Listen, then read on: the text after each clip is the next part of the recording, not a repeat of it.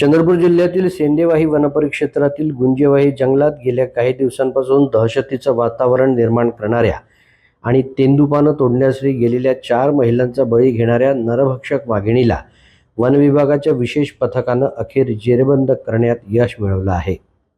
ही कारवाई सफल झाली असली तरी वाघिणीसोबत तिचे बछडे असल्याची चर्चा असल्यानं आता ते केव्हा जेरबंद होणार याकडे संपूर्ण परिसराचं लक्ष लागलं आहे। प्रधान मुख्य वनसंरक्षक कार्यालयाच्या निर्देशानुसार ब्रह्मपुरी वनविभागाच्या सेंदेवाही परिक्षेत्रात युद्ध पातळीवर मोहीम राबवण्यात आली। पवनपार बीट कक्ष क्रमांक 282 मध्ये ही वाघीण आढळून आली। हिचं वय अंदाजे 14 वर्ष होतं।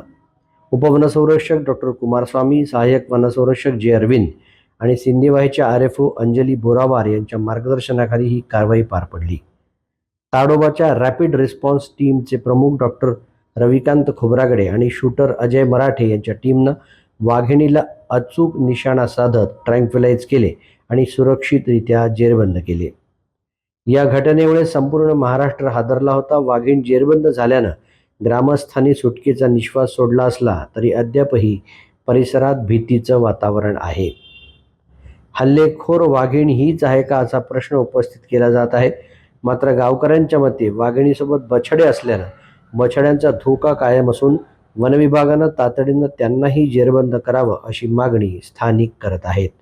सध्या या परिसरात वनविभागाचा तगडा बंदोबस्त असून गस्त वाढवण्यात आली आहे।